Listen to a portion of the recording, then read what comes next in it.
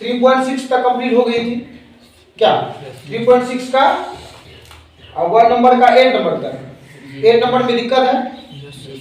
दिक्कत है? ठीक है। क्वेश्चन बोलिए। 1/3x 1/3x plus y plus 1/3x minus y बराबर 3/4। ठीक। और बोलिए 1/2 multiply 3x plus y minus minus 1/3।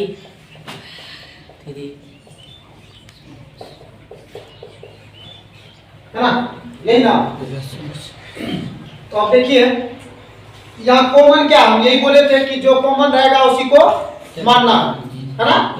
तो कॉमन क्या है? 3x यही ना? मान लीजिए इसको, और इसमें कॉमन क्या है? तो 1/3x माइनस y। यस या नो? ये ना कॉमन है। देखिए तो समीकरण एक इसको मान लीजिएगा, एक समीकरण एक सुविधा होगी। तो समीकरण एक से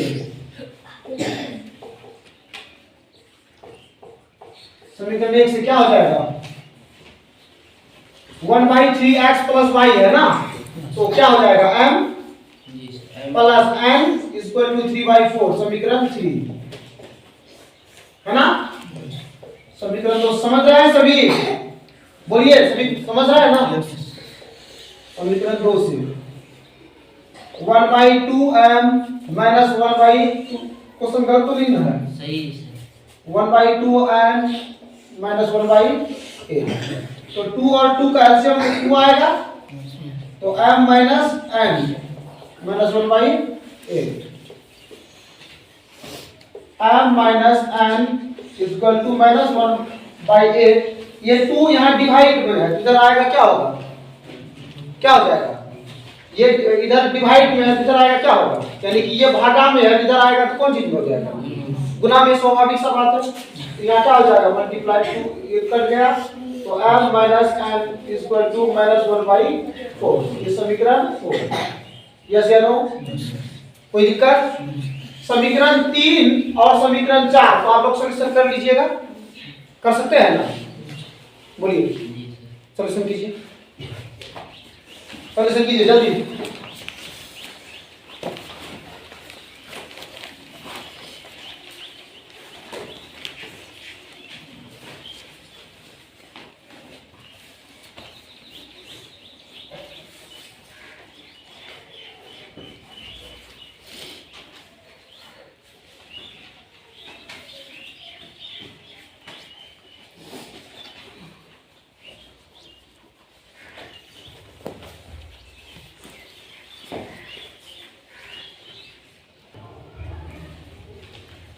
देखिए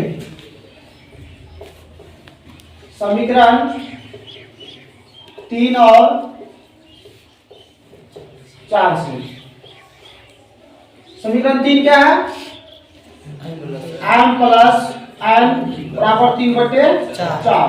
और समीकरण 4 है m माइनस n बराबर माइनस 1/4। जैसे नो? अब देखिए यहाँ मल्टीप्लाई करने से कोई फर्क पड़ने वाला नहीं है। जैसे इसका गुणनखंड क्या है? 1। इसका भी गुणनखंड क्या है? मतलब गुणन क्या है? 1। तो 1 से गुणा करेंगे, कोई फर्क पड़ने वाला है क्या? नहीं पड़ने वाला है। और दोनों सेम है तो कहाँ इतना दिमाग लगाएंगे? सीधा काट देते हैं, यहाँ माइनस है प्लस हो जाएगा, तो m क्या हो गया? कैंसिल। अच्छा आप लोग ये जानते हैं ना कि यहाँ जो गुणा किया जाता है, गुणा क्यों किया जाता है? तो m वाले पार्ट को यानी कि x वाले पार्ट को पहला पद जो होता है उसे कटाने के लिए अर्थात बराबर करने के लिए।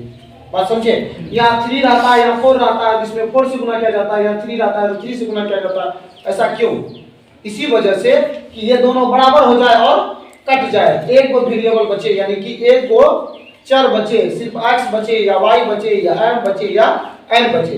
एक को चर बचेगा तो उस चर का हम मान निकाल पाएंगे। बात को समझे क्या? इसीलिए ऐसा किया जाता है। समझ गए क्या? गुना क्यों किया जाता है विलोपन विधि में, या मतलब इस तरह से क्या क्यों जाता है? रूल आखिर इस किस आधार पर बना? बात समझ गए क्या? रूल बनने का मतलब समझिए।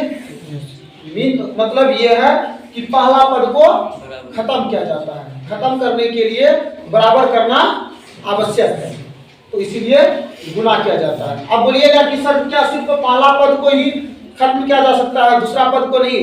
यस, दूसरा पद को भी खत्म किया जा सकता है, दूसरा पद को भी खत्म किया जा सकता है। बोलो कैसे?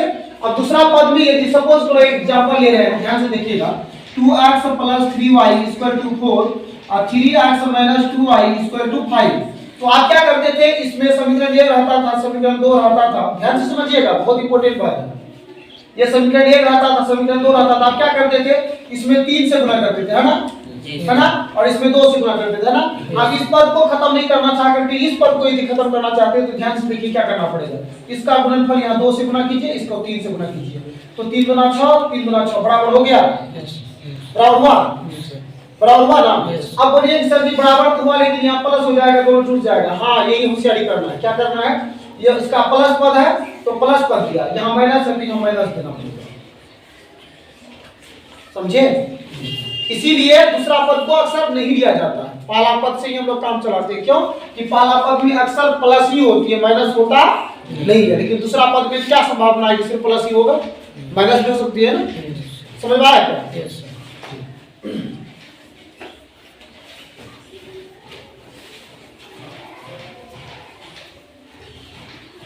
देखिए, तो ये m कैंसिल हो गया, बचा क्या? 2m = 3/4 + 1/4। तो 4 4 का एलसीएम 4 और 3 यहाँ 1 हो जाएगा, 4/4 यानी 1। 2n = हो जाएगा 1/2। यस या नो? यस। इसको आप लोग लिख चुके हैं, लिख लिए है ना? यस।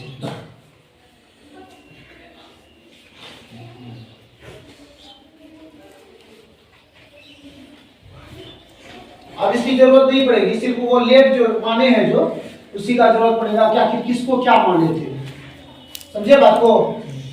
हाँ ठीक।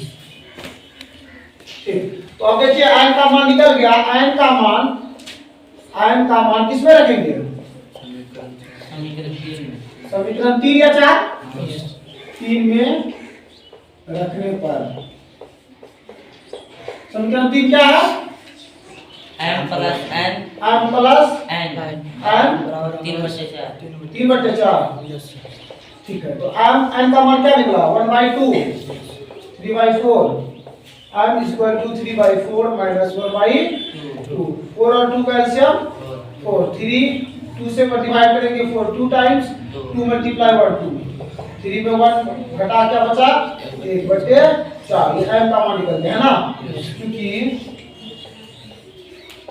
1/3x + y बराबर क्या माने थे, है ना? तो m का मान क्या हो जाएगा? 1/4। तो आपका हो जाएगा 3x + y = 4। समीकरण 5। समीकरण 4 तक गए थे? 5। और इधर कर लीजिएगा, यहाँ कर लीजिए। और 1/3x - y बराबर क्या माने थे? है ना? 1/2 हो जाएगा 3x - y = 2। समीकरण 6। अब समीकरण 5 और समीकरण 6 को सॉल्यूशन कीजिएगा, तब आपका x और y का मान निकल जाएगा। समझे बात को? नहीं समझे? समझ गए ना? x और y का मान निकालना आसान है। इसी को सॉल्यूशन कीजिएगा, ये 5 और 6 को जिस तरह से ये समीकरण को सॉल्यूशन किएगा, विलोपन विधि से या प्रतिस्थापन विधि से या बहिर्गुणन विधि से या ग्राफ विधि से। लेकिन विलोपन विधि सबसे इजी मेथड आप लोगों को लगता है, इसीलिए विलोपन विधि से ही सॉल्यूशन की जाती है। तो बात को समझे क्या? तो विलोपन विधि से आप लोग सॉल्यूशन कर लीजिएगा, कर लीजिएगा। कहीं किसी को दिक्कत है, जल्दी से छापिए, चौथा चैप्टर में जाते और दूसरा क्वेश्चन का।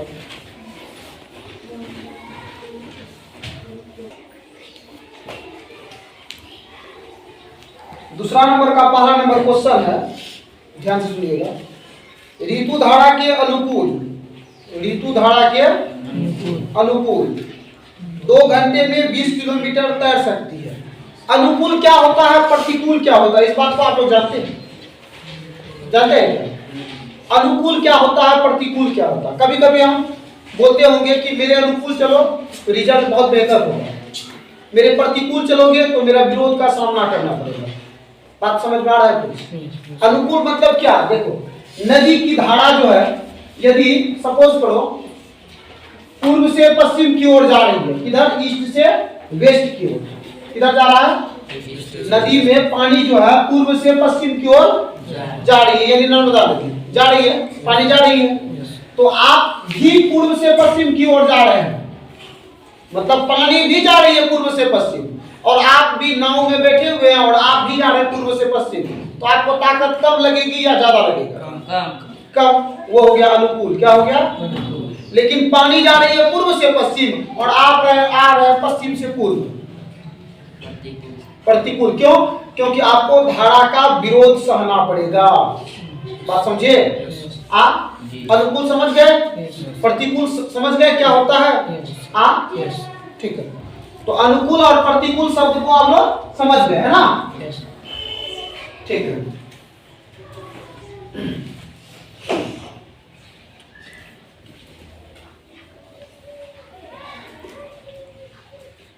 देखिए क्वेश्चन है, ऋतु धारा के अनुकूल 2 घंटे में 20 किलोमीटर तैर सकती है ना।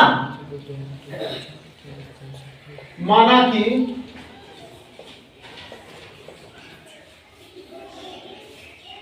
स्थिर जल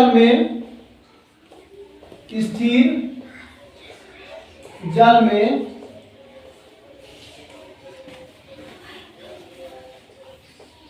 तैरने की चाल 8 किलोमीटर प्रति घंटा तथा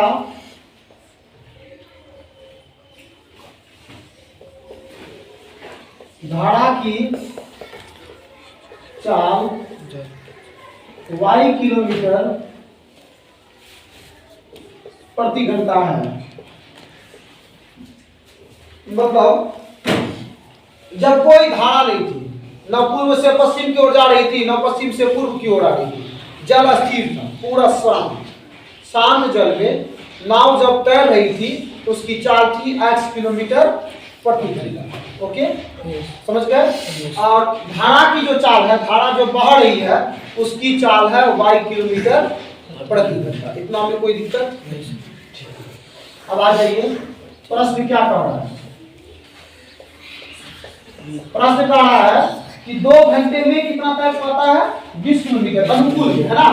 तो समय कितना लिया, 2 घंटा, 2 आवर, और दूरी कितना तय किया, 20 किलोमीटर। 20 किलोमीटर।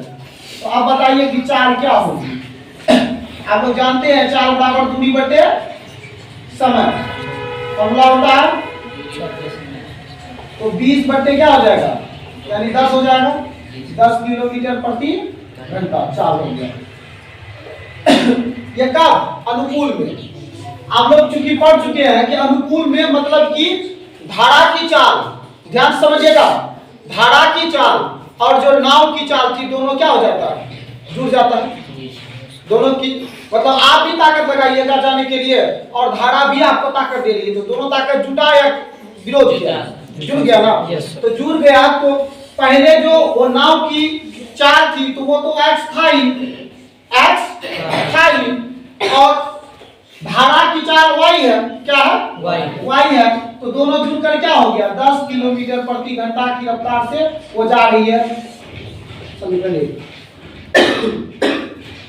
नहीं समझे, नाव भी आ रही है पूर्व से पश्चिम, धारा भी पूर्व से पश्चिम जा रही है।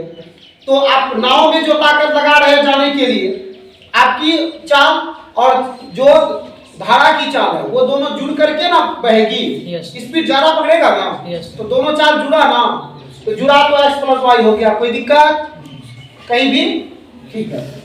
और आइए दूसरा में क्या कहता है, ध्यान से पढ़िए। धारा के प्रतिकूल 2 घंटे में 4 किलोमीटर तैर सकती है। तो प्रतिकूल यहां लिख सकते थे, ये अनुकूल स्थिति में, कब, अनुकूल स्थिति में, और यह प्रतिकूल स्थिति में। प्रतिकूल स्थिति में समय क्या है, 2 घंटा, क्या 2 घंटा, दूरी कितना, 4 किलोमीटर है ना। तो आपका 4 क्या हो जाएगा, क्या फॉर्मूला बैठाने की जरूरत है, 4/2 कर दीजिएगा, 2 कर दीजिए, क्या दिक्कत है, कि करना पड़ेगा, 4 बराबर 2, 4/2 कर देते कम से कम। बाद में सोचिएगा कि यही दो बैठा वही दो को बैठा दिया, ऐसे नहीं होना चाहिए, समझ होनी चाहिए। तो क्या हो गया, चाल 2 किलोमीटर, कभी भी सिर्फ 2 मत बोलिए, किलोमीटर प्रति घंटा। 4 का सूचक हुआ किलोमीटर प्रति घंटा, यानी कि 1 घंटा में 2 किलोमीटर दूरी तय कर सकती है प्रतिकूल स्थिति में। बात समझे? ठीक है। तो अब ये देखिए कि प्रतिकूल स्थिति का मतलब क्या, आपका चाल जो था, मतलब कि आपकी जो चाल थी स्थिर जल में वो x था और धारा की चाल क्या y। तो आप पूर्व, पानी जा रही है पूर्व से पश्चिम और आप आ रहे हैं पश्चिम से पूर्व, तो आपको विरोध करना पड़ेगा कि साथ देंगे? विरोध करना पड़ेगा। तो आपका ताकत घटेगा कि बढ़ेगा? घटेगा ना। तो क्या हो जाएगा, x माइनस y बराबर ये 2 है ना। समझ में आया? समीकरण 2। ये किलोमीटर प्रति घंटा देना चाहते हैं दे दीजिए, कोई दिक्कत नहीं, या नहीं देना चाहते हैं तो नहीं दीजिए, अभी नहीं दीजिए, सॉल्यूशन कर लेंगे, समझे? ये समीकरण 1 हो गया, ये समीकरण 2 हो गया, कोई दिक्कत? समीकरण 1 समझ गए, समीकरण 2 को समझ गए, तो समीकरण को सॉल्यूशन कीजिएगा, x और y का मान आ जाएगा। विलोपन या प्रतिस्थापन या वज्रगुणन तीनों में से किसी विधि से सॉल्यूशन कर लीजिएगा, समझे? कोई दिक्कत? x का जो मान आएगा वो हो जाएगा आपका स्थिर जल में तैरने की चाल, और y का जो मान आएगा वो हो जाएगी धारा की चाल। कोई दिक्कत? ठीक है।